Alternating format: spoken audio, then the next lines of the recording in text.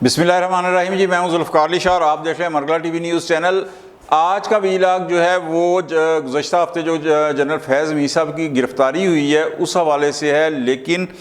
ये दो हिस्सों के अंदर है। एक हिस्से में जनरल फैज़ मीर साहब की जो गिरफ़्तारी है टॉप सिटी हाउसिंग स्कीम के हवाले से, उस पर गुफ्तगू होगी आज के वीलॉग के अंदर, और दूसरा हिस्सा जो है वो उनके सियासी किरदार के हवाले से उस पर गुफ्तगू होगी। लेकिन टॉप सिटी के हवाले से जो गुफ्तगू हो रही है हमारे मीडिया के ऊपर या सोशल मीडिया के ऊपर या इलेक्ट्रॉनिक या प्रिंट मीडिया के ऊपर, उस हवाले से जो हक़ायक़ बयान किए जा रहे हैं वो दर हकीकत वो हक़ायक़ नहीं है जो असल हक़ायक़ हैं, बल्कि असल हक़ायक़ को पसे पुष्ट डालकर वो जो सामने की बातें हैं वो बयान की जा रही हैं। आज के वीलॉग के अंदर आपको वो हक़ायक़ बताऊंगा कि जिसे सुनकर आप भी हैरान रह जाएंगे, और ये हक़ायक़ शायद बहुत कम मीडिया के ऊपर आए हैं, क्योंकि दर हकीकत जब भी जनरल साहब की गिरफ़्तारी की बात होती है या उन्हें फ़ौजी तहवील के अंदर लेने की बात होती है तो बात कहीं से कहीं जो है ना वो निकल जाती है और असल हक़ायक़ जो है वो पीछे रह जाते हैं। यहाँ पर असल हक़ायक़ किस तरह से हैं कि पूरे मीडिया के अंदर जो टॉप सिटी हाउसिंग सोसाइटी के कमर मोइस साहब हैं उन्हें एक इंतहाई मज़लूम पर्सनैलिटी के तौर के ऊपर दिखाया जा रहा है, जबकि हकीकत ये है कि कमर मोइस साहब और एक मसनद की इंसाफ पर बैठने वाली माजी की एक बहुत बड़ी शख्सियत जो है वो जनरल फैज़ साहब के साथ मरकज़ी जो मुलजिम हैं उनके अंदर उनका नाम शामिल है। इस केस के 3 मरकज़ी मुलजिम हैं, एक जनरल फैज़ मीर साहब, एक कमर मोइस साहब और एक मसनद इंसाफ पर बैठने वाली माजी की एक शख्सियत। तो इस हवाले से जो हक़ायक़ हैं वो शुरू करते हैं कि top city housing society case के अंदर गुज़श्ता हफ्ते जो फ़ौज है उन्होंने जनरल फैज़ मीर साहब को अपनी तहवील में ले लिया। ये केस कोई 10-11 साल पुराना केस है। इसके अंदर एक ब्रिटिश नेशनल खातून थी ज़ाहिदा जावेद साहिबा,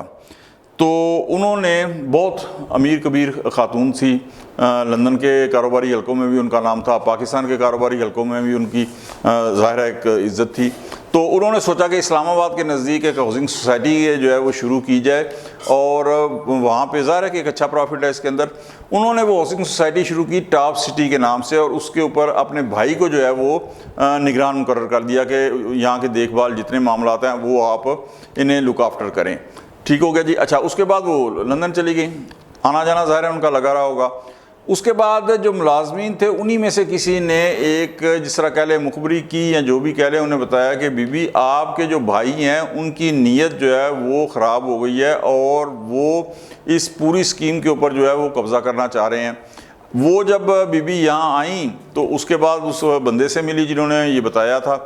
तो वो उन्हें लेकर किसी एक पीर के पास चले गया। उसके पास और भी बड़ी जो मशहूर सियासी शख्सियात हैं वो जाया करती हैं। तो उन्होंने कहा कि बीबी मैं आपको एक बंदा देता हूँ, आप उन्हें छोड़ें। अच्छा, उन्होंने भाई को अलहदा किया और वो बंदा जो उन्होंने दिया वो कमर मोइस साहब थे। तो उन्होंने एज ए मैनेजर कह लें, एज ए निगरान कह लें, एज ए हेड कह लें, जो भी कह लें, अपने बाद उन्होंने उसको टॉप सिटी के लिए नामज़द कर दिया, और उसके बाद वो फिर दोबारा लंदन चली गई। थोड़ा अर्सा जो है वो चलते रहे। उसके बाद क्या हुआ कि उनके भाई का जो है वो मर्डर हो गया। जब उनके भाई का मर्डर हुआ तो कमर मोइस साहब ने लंदन में ज़ाहिदा जावेद साहबा को ये बताया कि यहाँ पर आपके भाई का जो कत्ल हुआ है उसके बाद उसके अंदर उस केस के अंदर आपका नाम लिया जा रहा है, लिहाजा बेहतर ये है कि आप फ़िलहाल पाकिस्तान में ना आएँ। ज़ाहिर है ये बहुत ज़्यादा परेशानी की बात थी कि एक खातून जिसका भाई भी मर्डर हुआ और फिर उसी मर्डर केस में उसका नाम भी लिया जा रहा हो। अच्छा, कुछ दिन के बाद कमर मोइस साहब ने कहा कि बीबी मैं इस केस को हैंडल कर लूँगा, एक वकील हैं तो वो फ़ीस भी नहीं लेंगे। उन्होंने कहा कि जी हमें जो टॉप सिटी के हाउसिंग सोसाइटी है उसका वकील मुकर्रर कर दें, ज़ाहिर है कि बड़े केस होने हैं तो वो ये मामलात जो है ना वो हैंडल कर लेंगे, वो सारा कुछ ये सब कुछ जो है वो कर लेंगे। अच्छा जी, उसके बाद क्या हुआ कि उन्होंने कहा कि जी वो, लेकिन वो कहते हैं कि चूँकि यहाँ के मामला चलाने हैं तो आप पावर ऑफ अटार्नी जो है वो मेरे नाम कर दें।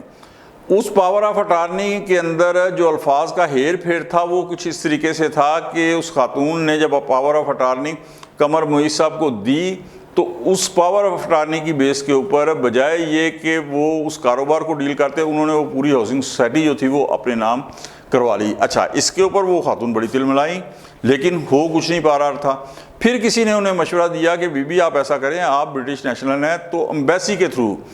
جو ہے برٹش امبیسی کے تھرو آپ اپنی جو کمپلین ہے وہ وہاں پہ کریں، جو وہاں کا نظام انصاف ہے۔ تو اس بی بی نے اس کے بعد برٹش امبیسی جو تھی اس کے ذریعے اپنی کمپلین جو ہے پاکستان کے اداروں تک جو ہے نا وہ پہنچانی شروع کر دی۔ انہوں نے وہ ISI کو بھی دی، اس کے بعد آرمی کو بھی دی، اس کے بعد سپریم کورٹ کو بھی دی، FI جہاں تک وہ پہنچا سکتی تھی انہوں نے پہنچائی۔ اچھا، وہ اپیل جب ان کی وہ جو درخواست تھی، وہ جو ان کی عرضی تھی، جو ریکویسٹ تھی، وہ جب سپریم کورٹ میں پہنچی تو اس وقت ثاقب نثار تھا صاحب جو تھے، وہ چیف جسٹس آف پاکستان تھے، تو انہوں نے اس کے اوپر از خود نوٹس لیا۔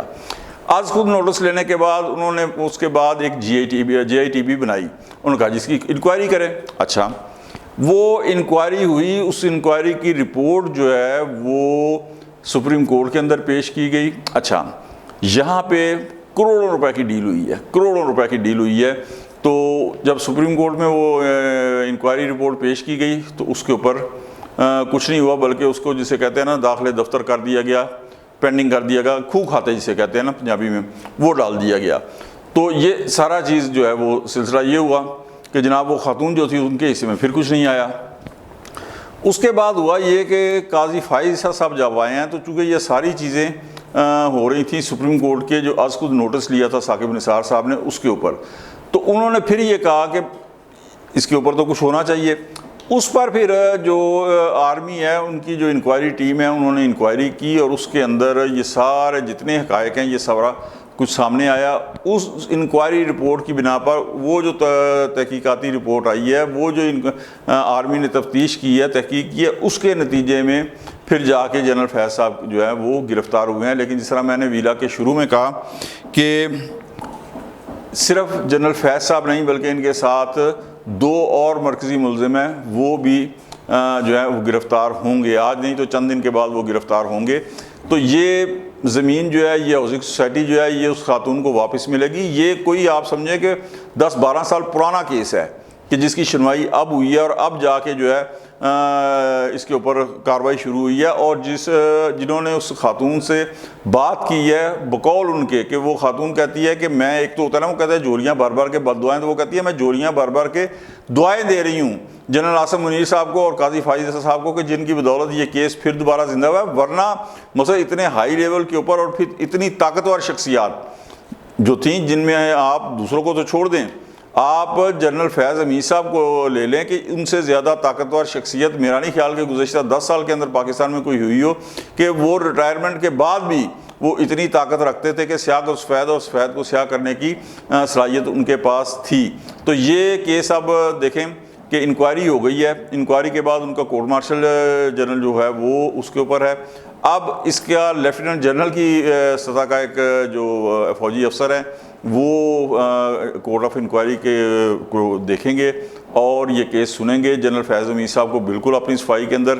جو کچھ انہوں نے کہنا ہے وہ کہنے کا موقع ملے گا، اور اگر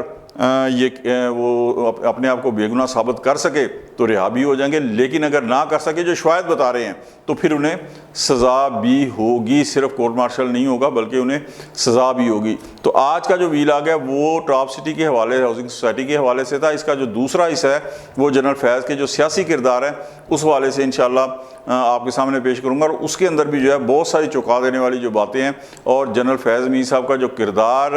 رہا ہے، اور جس بیس کے اوپر، ایک چیز میں آپ کو بتا دوں کہ جس بیس کے اوپر آج کے جو حالات ہیں وہ سارے کے سارے ڈیپینڈ کر رہے ہیں، وہ ایک شخصیت ہی جنرل فیض حمید صاحب۔ تو اگر آپ کو ہمارا ویلاگ اچھا لگے تو لائک کے بٹن کو دبا دیں اور دوستوں تک شیئر کر دیں، اور ہمارے چینل کو سبسکرائب کر دیں اور بیل آئیکن کے بٹن کو لازمی دبا دیں تاکہ نئی آنے والی ویڈیوز ہیں وہ آپ تک بر وقت پہنچ سکیں۔ تو اگلے ویلاگ تک کے لیے ذوالفقار علی شاہ کو اجازت دیں۔ اللہ حافظ۔